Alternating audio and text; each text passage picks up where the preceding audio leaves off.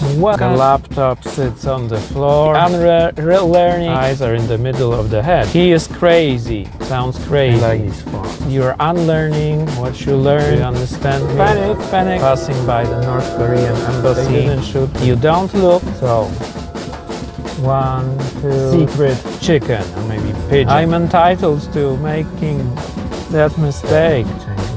Traffic jam is not with us. God bless traffic jam.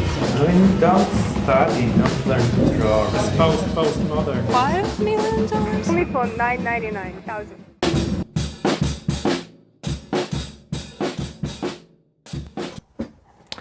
Hello and welcome again to my channel. My name is Bartosz Milewski. I'm a painter as well as a passionate lecturer and teacher. I graduated from Cornish College of the Arts, BFA in Painting and Videography, and later from Fine Arts Academy in Kraków, Poland. Master's degree in painting, and later a doctor's degree in painting as well. Today we will once again visit the Vistula University in Warsaw and its graphic faculty. I will be accompanying you on three different dates, 3 different occasions, as the assignment of painting still life progresses, to be finalized with the final show of finished or semi-finished works, as well as my input and the discussion with students.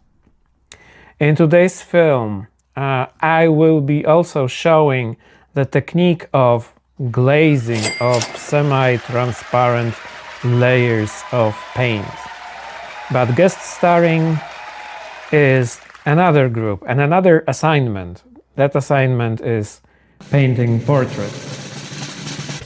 And not glass, a bottle, but similar concepts and similar control of the hand is required when you carefully layer the layers of human skin or glass, be it especially glass that is tinted. This excerpt of portrait painting in actually limited palette is forecasting what will be going on next in some of the episodes of Artistic Workout. Wow! I hope you enjoy this episode. Well, different set of colors. Orangey, white, pale orangey, warm, yellowish, right? Yellowish, not that brown, not that much brown. And it wasn't cobalt, it was cadmium. Yeah. I've been saying it right for 20 years and then... Okay, and this is the correct way of painting because you're dealing with spots of color. Start painting! Colors. If it was a bit more of a diagonal, it would help because, of lines instead of going this direction, makes one focus here somewhere. So like a visual guide. So then, you have this effect of a triangle guiding you. Do you like banana? Very much. Yeah. The best equipment is the equipment that you have with you. It's a tricky one. Look how perhaps adding a little bit gray would help also. So try, but with gray you have to have a little dot here and then just very, very, very small amount of gray. This is a real one, actually. Watercolors. But not very good watercolors. Are they? You're looking, I have a bottle and you're filling it with color. And you should look at the spots of color. Because you're thinking, oh, I will paint some objects, I will draw some objects, and then I will put color inside uniformly. No. Look at the bottle over there. The bottom of the bottle, for example. There's a reflection of the lemon. So it's a different color. Then it goes towards green. Then you have different reflexes, different colors within the bottle. Right? Okay, so you mix the colors separately for each of them. If you look at the fabric in the basket, which you don't have yet, good. But you have even more of a diversity there of colors and values. So you don't treat it as a whole thing and then put one color. You look at the different areas of color and light and you mix each separately. And you started sort of professionally because you didn't use the pencil. Pencil, I mean, I'm not saying it's bad, but it might be problematic because it might tint some of your paints. So actually, guys, if you're starting with a pencil, then light touch, okay? Because, so erase some of it.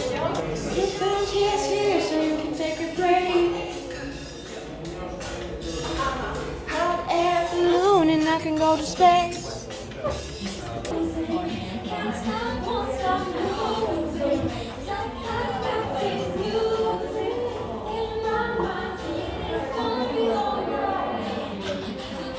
Is the bottle going to be more glassy? Yeah, now I'm doing the whole background. This is my technique. I usually do firstly background and then I will do small details.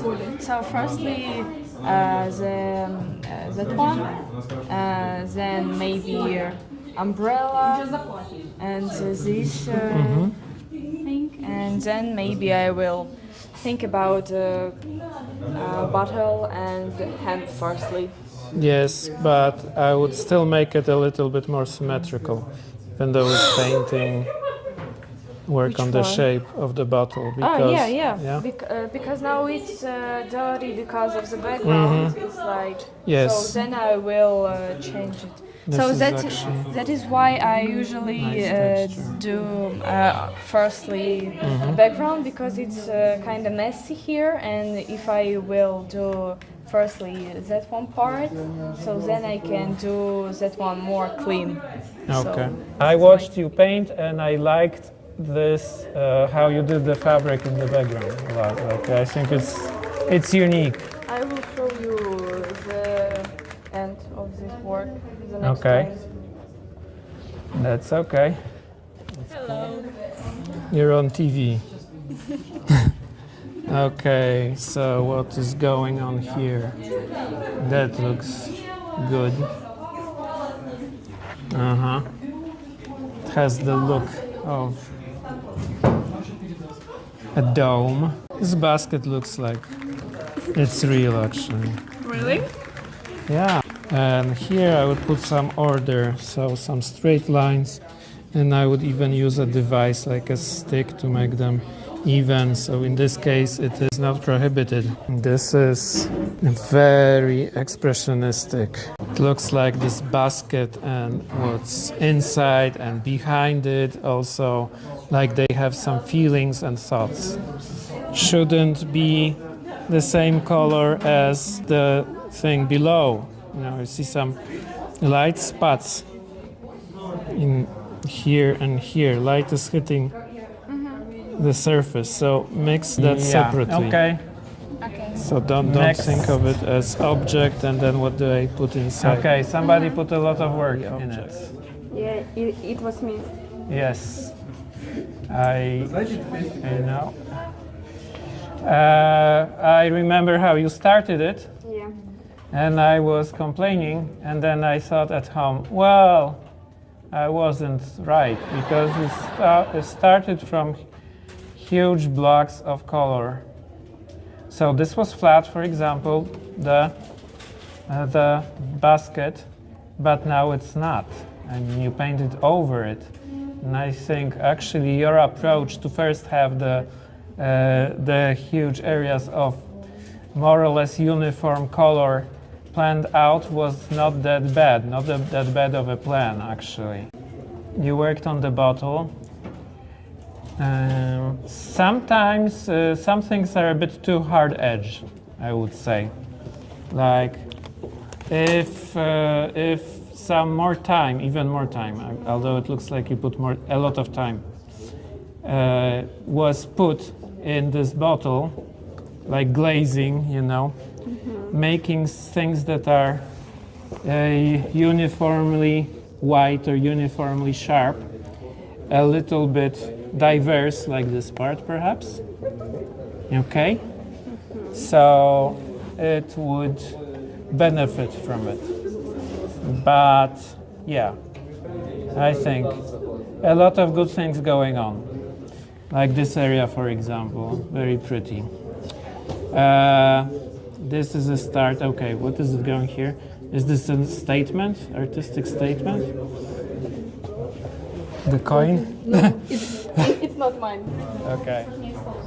I think these guys are inspiring each other. I noticed some likeness in their approach. Am I right? Nice texture. Thickly applied paint here and there. The background becoming almost abstract in this one. Okay.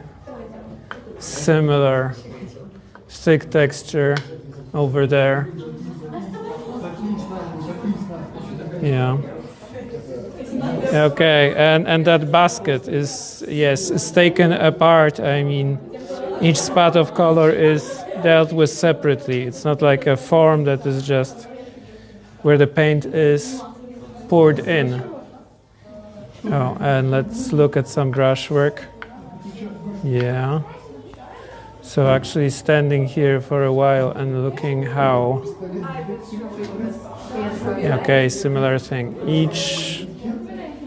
Each spot of color is applied, mixed separately. We'll see what is done. See, okay, separate mixture of color for the brighter spot in the bottle, and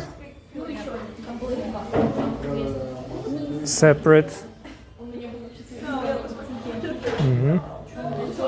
Okay, delicate movement on the palette so as to have control over what's there.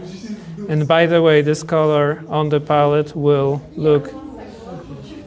might look differently than applied in the neighborhood, so to speak, of other colors. So colors are very relative. They can look very differently depending on what is around them. I see a bit of blending here, the lower part of the bottle. Okay. Same here, the work on the basket. The best palette is the one that you can find, okay, which is good. You have to be resourceful. And the basket is dealt, I will repeat myself, spot by spot. Correct? Yep. Okay. So I think you had some previous experiences with painting, correct? Yeah, I was in the art school for like 2 years. Let's look at this. For a normal person, this is just brown. Okay? But take a look inside. How many? This also, yeah. We can Yeah. put it here. Here, more specific one. Okay. Okay, show them side by side. This one and this one. Either or. Okay, we can do it with a blue bottle. You can see it in reality or on my phone as well. Do you see how much detail there is? Yeah. Okay. There is Look. our hand Yeah. in the yellow Uh-huh. and the Yeah. So Yeah, so imagine, at least getting somewhat into these separate things in the bottle. So, this is actually one mix of color, and that's a separate mix. This almost black spot, and then you move forward. Okay, it's focusing on my finger, but you know what I mean. yeah. The left from the dark, there's some blue, and okay, maybe that's too little of a detail, but at least get somewhat to the detail. Then you have yellow actually, but it's not yellow on the bottle. It's yellow mixed with white and perhaps with some bluish here. A little bit. So yeah, so the reflection isn't like this one-to-one because it's not a mirror. reflection, yes. Yeah, it's not a silver mirror. I guess Whatever. maybe we could compare it with With the Matte. yeah. more of matte. Yeah, this is more kind of matte. bottle. Although, okay, yeah, it is it's matte. Yeah, and also if you look at the reflections in the brown, it is fascinating because you have some orange there, just a little bit, like a dot of orange on your palette. Then you have some of this blue because it's reflecting that ultramarine blue. Okay, then you have some grayish white. Yeah. Then gray, then violet with a lot of white. Then again yellow but with gray and also lots of white here, the saturated, right? Then you have all these almost white spots here. But how white are they? Yeah, it's Pretty white, yeah. So you could paint entire painting that is just a bottle with all these, and you could have fun with with playing with it. We're moving now to a different group for a while, with a different assignment of painting portraits. I will show you how to layer paint in semi-transparent layers, how to control the brush movement and the amount of paint. It is important both in human skin as it is in layers on a tinted bottle.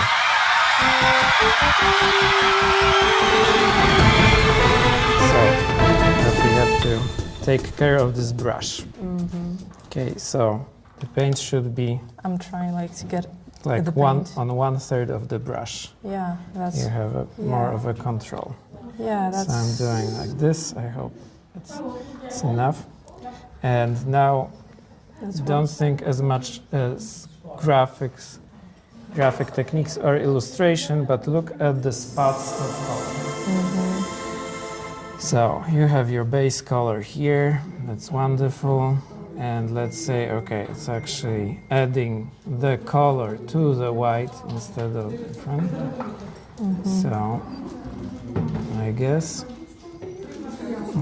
okay, I think it's dried out a bit, so okay, so I guess still we have this quite dark, yeah. and I'm mixing it so that there are no surprises with the brush. Okay. Okay. Yeah, the main thing is I get too much paint and it's just Yeah. when I try to get it off, it's still too much. Yeah, I still have too much, but well, be careful, don't lean against it. Okay, and let's say, okay, well, I start with the light tone. So I actually support my hand here, and you know I can do a little, some passes in mid-air, but not necessarily. So I'll try, you know, I'll give it a try. The movement of the brush has to be thought out. Okay, and here I can go a little bit, even a little bit lighter. You're not using water. Water could help. Yeah, Just a little bit, just to make it moist. Yeah, and the light here, it gets a bit of like blue because there's some blue light going, I see a black here. like reflection. Yeah, reflection. So, and my head, okay. So I'm going constantly the surface and the reference, surface, reference. So like a pigeon, or a chicken. Okay. A secret chicken. Why secret? Because you have to bring out the chicken in you in order to paint or draw. So, or a pigeon actually. Go back and forth. Better not become too much of a chicken because Pigeon. yeah, or a pigeon. Pigeons have excellent memory, visual memory. By the way. Okay. So I switched. Now we see this, and you know. No, that's too much. So now what I'm making is I'm making this brush almost dry. I would put a little bit of water, just you know. So it's moist. It doesn't float off the canvas. And I'm supporting my hand here. And oops, so I see some dirt on the paint brush. Okay, well look what happened. With just, well, not a dry brush, a wet brush without paint, I actually managed to smudge it a little bit. I mean, to make it semi-transparent. Look at the layers. You see? Yeah. Just a question of. I don't like how I pronounce this word, but I will. I'm Polish. It's a question of applying just the right pressure and how much water there is. So the brush is moist, but it's not dripping wet. And you know, and see how semi-transparent it is. Yeah. So it's the question of like pressure, water, and how much paint you have on the brush. Yes. And we can start with the lights, because we have to be a bit smart about the palette. We have this. We started this process. We have this on the palette. We have it on the brush. So let's start with the lights. But we don't want to repeat the same color lightness. I'm randomizing it a little bit, so a little bit different here than here. Okay, too dark. Okay. Maybe a bit too much on the brush. Yeah, and the brush is a bit problematic here. Okay, but you might look for something that costs a little bit more, but it will serve you for a very long time if well taken care of. Okay, so something like that. If you're using yellow, I would actually add some yellow to it. Yeah, maybe for lights to Yeah. go more. But as the principle, see here, we could use some translucency here. Okay, I have to look at the painting and here. So yeah, and if the edge is too rough, you know, you can take just a moist brush without anything and without any paint and do what is called mixing the paint on canvas. So you don't only use it on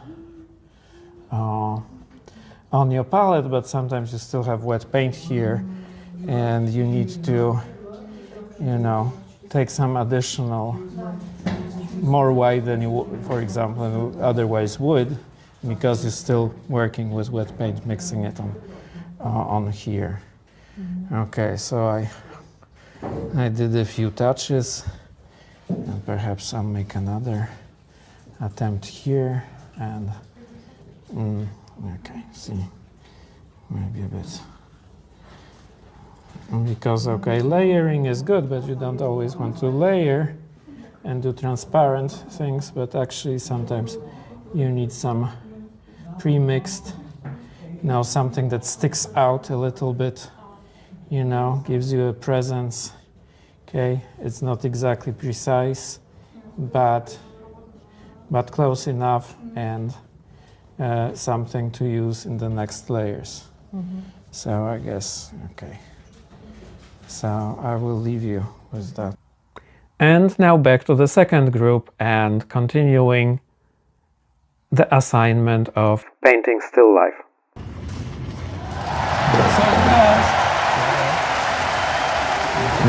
So first, instead of pencil, it was painted with the paint. Did it make a difference in the process?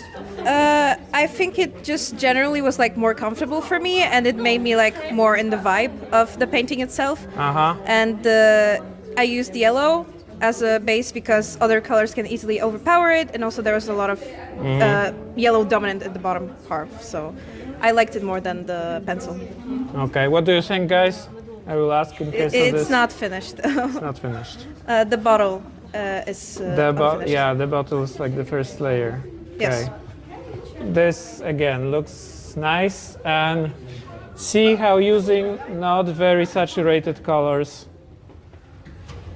helps with bringing out the color that is outside, right? So if you want to make a work colorful, doesn't mean that you have to saturate everything to the max. Like the difference between the contrast, so to speak. Yes. I like how these works are both good and different. Same scenery, but look how they differ here. This area, for example. So, that's interpretation. Good. This looks pretty much finished. No. So this would need some lines to distinguish it, and perhaps some work on the bottom. But otherwise, the juxtaposition of colors here, they are a bit different from the original, but I think they have a very pleasant look.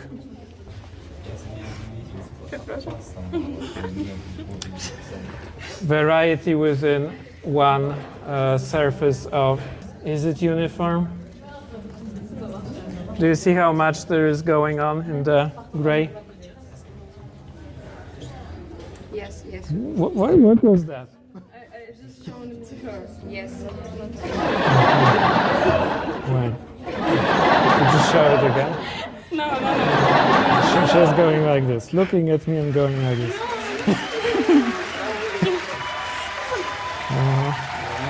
Okay. I have to have my eyes behind my back. See the names. Unique. Unique. Yeah, we've got vibes. Yeah. Yes. And the paint looks like it's applied with a palette knife, almost. Yeah, it does. Okay. This could be. This is slightly. I mean, this is disappearing in the basket, so it should have some detail. Further from the works. Nice way, a good, interesting way to portray the fabrics in front. Okay, although here the form is slightly going in the other direction, maybe like a light Depressing touch songs. here. This is also a nice color mixture here. This color is, desaturated. It's not trivial. Okay, and now the other side. Hello.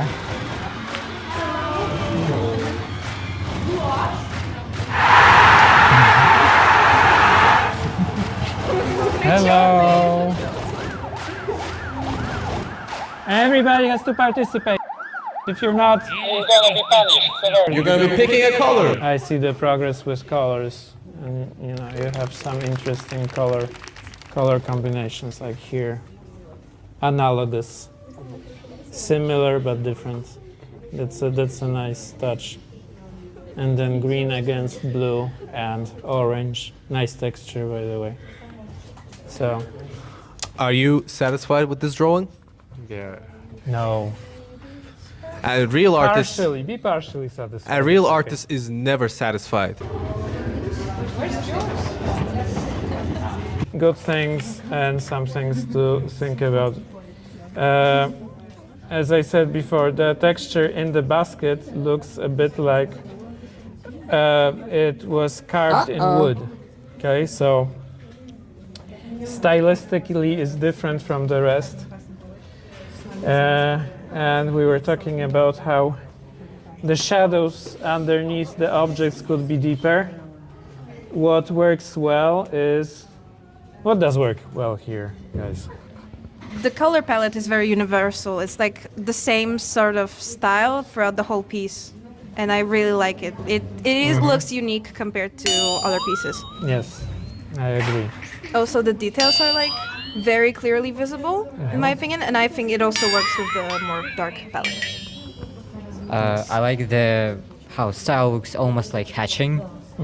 So I mean, like the texture that she used is like it looks almost like it was drawn with pencil and then like watered down or something. And I like the fabric.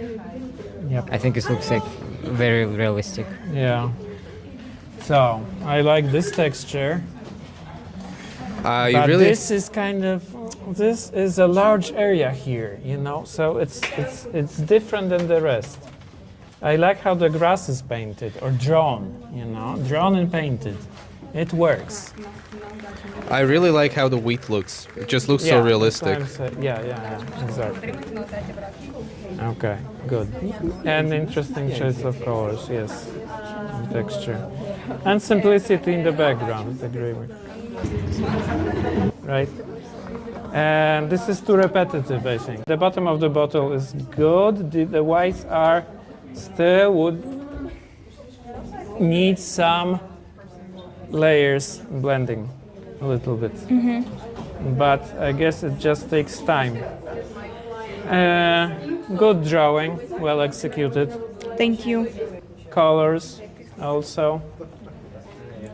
Composition. Interestingly, the hand, this shade of hand, which is different and yet similar to the background. It could use some light. Hand? Yeah. Okay. This looks good. I mean, if you cut it out. Some painters do that actually. This composition by itself works pretty good.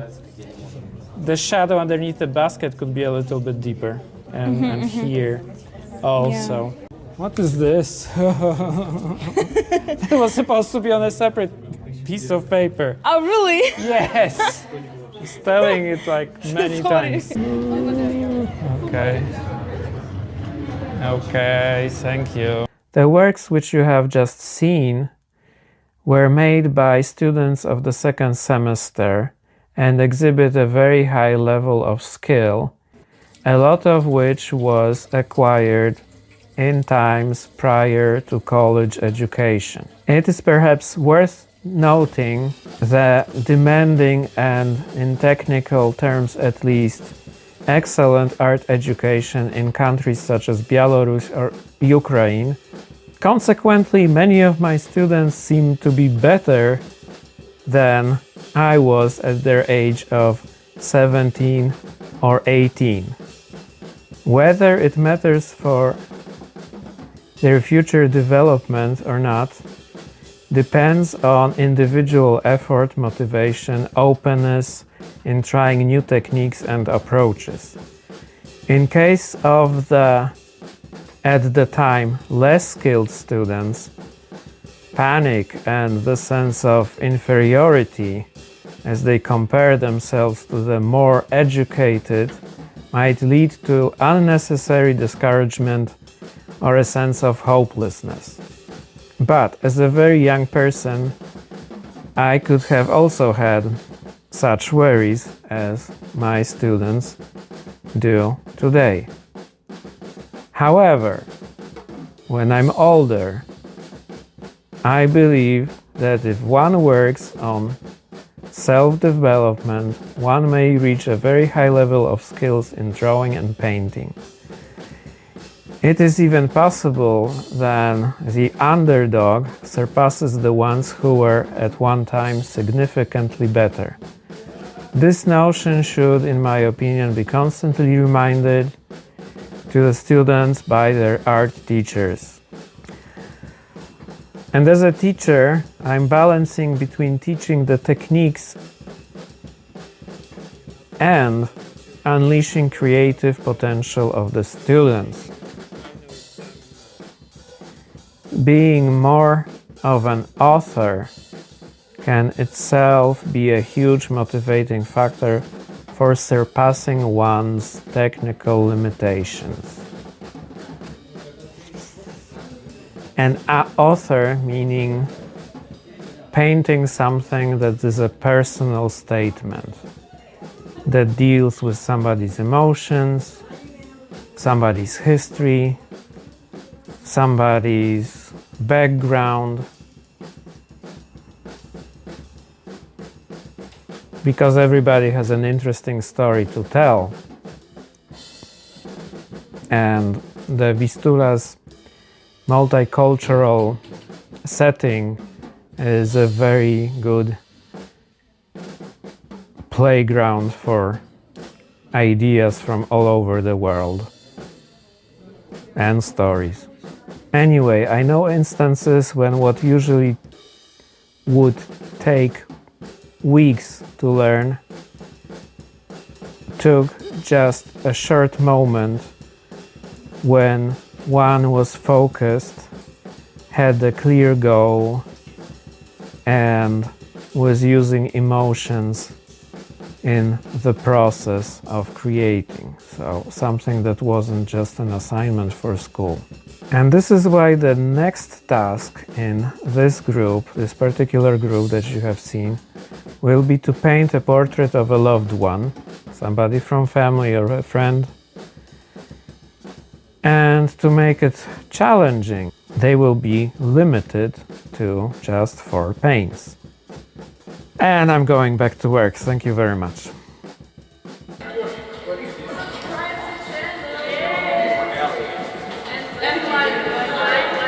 And breathe.